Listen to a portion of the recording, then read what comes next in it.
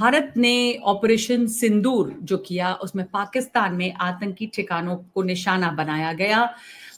बहुत सारे आतंकी ठिकाने जो हैं उनको बर्बाद किया गया, लेकिन पाकिस्तान की सेना जो है वो ये दावा करने में लगी हुई है कि कैसे उसने जीत हासिल कर ली। और इन सब के पीछे फील्ड मार्शल बन गए हैं पाकिस्तानी सेना के अध्यक्ष आसिम मुनीर। हमारे साथ इस वक्त जुड़ रहे हैं पाकिस्तान की सेना में पूर्व मेजर रहे आदिल रजा। बहुत शुक्रिया आपका जुड़ने के लिए। ये जो फील्ड मार्शल का ओहदा अपने लिए ले लिया है आसिम मुनीर ने, क्या वो ये डिजर्व कर रहे हैं? पाकिस्तान की सेना को जिस तरह की शिकस्त देखनी पड़ी और जैसे वहां पर टारगेट किया गया है प्रिसिशन से आतंकी ठिकाने, ये जो झूठ वो फैला रहे हैं, आप उस पर क्या कहेंगे? जी नगमा, पहले तो आदिल राजा मेरा नाम है, राजपूत हूं मैं, आदिल राजा मेरा नाम है। बहुत शुक्रिया आपने मुझसे सवाल किया। इसमें तो कोई शक नहीं है कि ये एक अगर साइंटिफिक थ्योरी है, केओस थ्योरी, अगर आपने जरूर पढ़ी होगी। केओस थ्योरी के अंदर जब आप केओस क्रिएट करते हैं तो उसका जो इमीडिएट रिजल्ट होता है वो आपको, केओस थ्योरी डेट्रीमेंटल है, आपको इमीडिएट रिजल्ट तो आप डिटरमिन कर लेते हैं। और इनको पता था कि इमीडिएट रिजल्ट इसका क्या होगा, हिंदुस्तान रिएक्ट करेगा, इंडिया के रिएक्शन को किस तरह एक्सप्लॉइट किया जाएगा।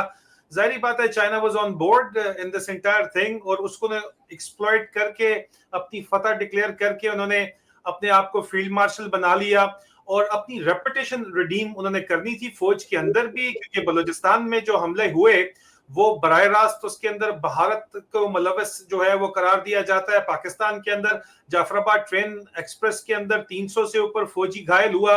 वो फौज के अंदर बहुत ज्यादा प्रेशर तो था, लेकिन असल वजह ये थी कि आसिम मुनीर हर आर्मी चीफ की तरह 75 साल से पाकिस्तान के ऊपर पाकिस्तान के जर्नलों का कब्जा है। वो अपने इक्तदार की मजबूती तो चाहते हैं, लेकिन इक्तदार की मजबूती तभी मुमकिन होती है जब पाकिस्तान की अवाम उनका साथ दे रहे हों। आधा मुल्क गंवाने के बाद भी 1971 में फिर भी अवाम ने इनको माफ कर दिया, और कुछ अरसे के लिए जो है वो जुल्फकार अली भुट्टो आए, जिनको फांसी पे चढ़ा के जियाउल हक ने फिर 10-11 साल जो है हुकूमत की। तो आसिम मुनीर अब वही काम रिपीट करना चाहते हैं, और जिस तरह जुल्फकार अली भुट्टो को इन्होंने फांसी चढ़ाया था, इसलिए इमरान खान को रास्ते से हटाना चाहते हैं जो इस वक्त जेल में है, और खुद इक्तदार के ऊपर कब्जा जमाए रखना चाहते हैं। और उस वजह से ये एक बहुत ही कलीदी किरदार इसके अंदर अदा किया। आसिम मुनीर फिर वो तख्ता पलट क्यों नहीं कर देते? जैसे सेना का वहां पर हमेशा से एक शासन ही रहा है, लेकिन आसिम मुनीर फील्ड मार्शल बने हुए हैं, खुद को ओहदा दिला रहे और शहबाज शरीफ को रखा है सामने सब कुछ झेलने के लिए। बड़ा इंटरेस्टिंग क्वेश्चन है नगमा। ये मेरे ख्याल में आपकी ऑडियंस को बड़ा इंटरेस्टिंग जो है ये क्योंकि जाहिर बात है सुपर किंग है, कुछ भी कर सकता है, टोटल पावर उसके पास है। तो पाकिस्तान में वैसे भी माइट इज राइट का कानून है, there is no independent judiciary, no independent government, तो क्यों नहीं ये काम कर लेता। दरअसल यहाँ पे इनको इंटरनेशनल, क्योंकि पाकिस्तान का जो इकोनॉमी है वो टोटल इंटरनेशनल जो है वो लोन्स के ऊपर चल रही है, और इंटरनेशनल लोन्स जो हैं उनकी कुछ प्री कंडीशंस होती हैं, और ये प्री कंडीशंस आज से नहीं है। जनरल मुशर्रफ ने पाकिस्तान की इकोनॉमी को खोल दिया था, जो है वो वेस्टर्न बेस्ड जो लैंडिंग सिस्टम है उसके तहत, और उनके दौर से अब तक पाकिस्तान का फॉरेन डेट जो है, जो कि इस वक्त 233 बिलियन यूएस डॉलर के करीब है, उसमें से 173 बिलियन डॉलर्स जो है वो पाकिस्तान का, मतलब वो फॉरेन डेट इस वक्त इंक्रीज जो हुआ है, दैट इज आप हंड्रेड्स में भी नहीं, थाउजेंड्स ऑफ परसेंट के अंदर इंक्रीज हुआ है। तो then you have to adhere to the foreign principles, जो कि आपको कहते हैं कि एक विजिबली डेमोक्रेटिक गवर्नमेंट होनी चाहिए। अब डेमोक्रेटिक गवर्नमेंट होनी चाहिए, इसलिए जनरल मुशर्रफ के बाद जनरल कियानी जिस वक्त चीफ ऑफ आर्मी स्टाफ थे, तो इन लोगों ने तय ये किया कि अब हम ओवर्ट टेक ओवर नहीं करेंगे, क्योंकि वो बैनुल अक़वामी जो इंटरनेशनल मॉनेटरी ऑर्गेनाइजेशंस हैं वो इसको एक्सेप्ट नहीं करती। हम कोवर्ट कंट्रोल रखेंगे, अपना गवर्नमेंट्स हम लगाएंगे और हम गिराएंगे और हम चलाएंगे। तो इंटरनेशनल प्रोजेक्शन के लिए एक डेमोक्रेसी को दिखाना वहां पर जरूरी है। और इस वक्त जैसे कि शहबाज शरीफ एक पूरे डेलीगेशन को लेकर अलग अलग मुल्कों में जा रहे हैं और बता रहे हैं कि कैसे वो विक्टिम है, पर सेना को लेके, फौज को लेके जिस तरह की पाकिस्तान में एक इज्जत रही और लोगों का भी साथ रहा, उसमें क्या बदलाव देखते हैं आप इस दफा? आसिम मुनीर को जैसे बलूचिस्तान में जो झेलना पड़ रहा है, और इंटरनली भी बहुत कुछ मैनेज नहीं कर रहे हैं। इमरान खान के साथ बहुत लोग हैं, इमरान खान अभी जेल में हैं, उनका सपोर्ट काफी बड़ा है। तो क्या अवाम का साथ कम हुआ है सेना के साथ?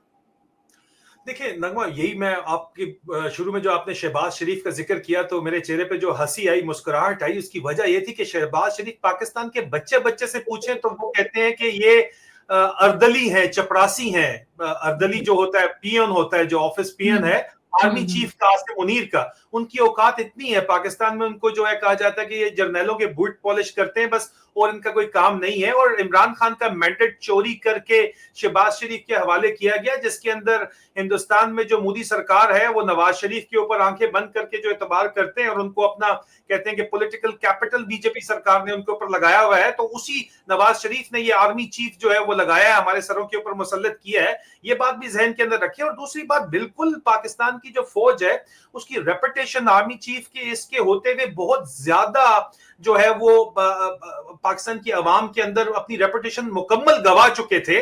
जब इसी वजह से तो पहलगाम पे इन्होंने अटैक करवाया और आपके रिएक्शन को एक्सप्लॉइट किया, बड़ा इमेच्योर रिएक्शन था आपका, जिसको एक्सप्लॉइट किया गया। और आपने समझा कि आपका जो ट्रैक टू डिप्लोमेसी अगर नवाज शरीफ साहब कर रहे हैं तो वो आपके असासे नहीं, वो जो बात बताते रहे हैं आपके जयशंकर साहब, अभी आप उसको जो मर्जी प्ले कर लें, उन्होंने कहा कि हमने बताया था कि जी हम अटैक करने जा रहे हैं, आप अपना इनिशिएटिव कर दिया आपने।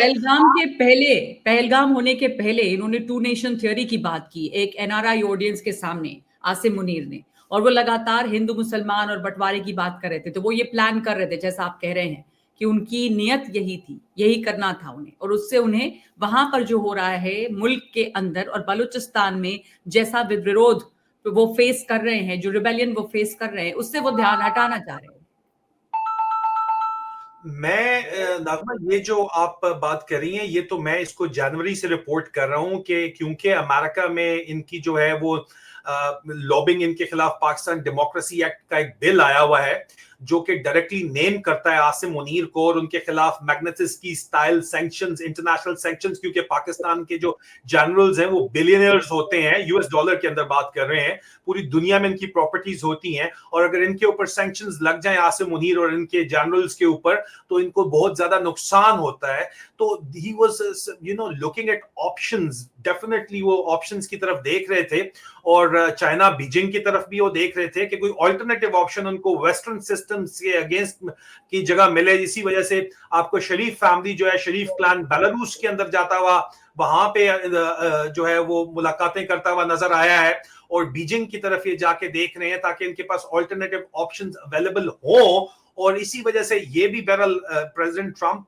की जो गवर्नमेंट है उसके अंदर भी इन्होंने बहुत ज्यादा जो क्रिप्टो करेंसी को यूज करते हुए अपने ऑफर्स कर रहे हैं, क्रिटिकल मिनरल्स ये ऑफर कर रहे हैं। इनको जो भी रास्ता नजर आए और जिसमें भी ये अपनी जात के लिए इनको कोई फायदा ऐसा नजर आए कि ये अपनी जर्नैली को और अपनी जो दौलत है उसको बचा सके, बिकॉज स्टेक्स बहुत हाई हैं। पाकिस्तान के ऊपर मिलिट्री इनकॉर्पोरेटेड का कब्जा है और इनके लिए खुद बिलियनियर्स हैं, ये इनके अपने बिलियंस ऑफ डॉलर्स बचाने के लिए they will go up to any extent, लेकिन ये अपने पर्सनल इंटरेस्ट के लिए कर रहे हैं, पाकिस्तान के नेशनल इंटरेस्ट के लिए यहाँ पे कुछ नहीं कर रहे। पाकिस्तान की अवाम अब ये समझ रही है, पाकिस्तान का तो बच्चा बच्चा समझ रहा है, और समझ रहा है इसी वजह से पाकिस्तान का आर्मी का जो मिलिट्री प्रोपेगेंडा मशीनरी है, आईएसपीआर है, या पाकिस्तान के मिलिट्री ऑफिसर्स को स्कूल्स के बच्चों में जाके और स्कूल के टीचर्स को बिठा के ये बताना पड़ रहा है कि हम जंग जीते हैं और हम ही जीते हैं और हम ही पाकिस्तान को बचा के हम रखा हुआ है हमने, और हम सेंटर ऑफ ग्रेविटी हैं पाकिस्तान की। लेकिन क्योंकि पाकिस्तान के बच्चे बच्चे जो हैं वो ये इनकी बात नहीं मानते, इनकी ये कॉलेज और यूनिवर्सिटीज में नहीं जाते, ये प्राइमरी स्कूल्स में जा रहे हैं। इनको पता है they have lost the entire generation, that upcoming generation, so they are working on the next generation and they are trying to brain wash them, but it is not going work honestly because ground reality जो है वो starkly different है इनके propaganda narrative से। उसमें तो कोई शक नहीं है ना, पाकिस्तान के अंदर इकोनॉमिक अपॉर्चुनिटीज नहीं है। तो बड़ी बात आपने कही कि कैसे बच्चा पाकिस्तान में भी ये जान रहा है, और इसलिए अगली जनरेशन के ऊपर ये काम कर रहे हैं, क्योंकि जो अब बड़े हैं, समझदार हैं, वो इस बात समझ गए हैं और अपने इंटरेस्ट के लिए फौज यहाँ पे लगातार काम कर रही है। आसिम मुनीर इस तमाम फिलहाल इस सब के पीछे हैं और इसमें इनका अपना पर्सनल इंटरेस्ट है, जो अंदरूनी मुश्किलात हैं उससे भी लोगों का अटेंशन हटाने के लिए ये लगातार कर रहे हैं। बहुत शुक्रिया आपका हमारे साथ जुड़ने के लिए आदिल राजा साहब। Thank you so very much, बहुत शुक्रिया आपका। Thank you.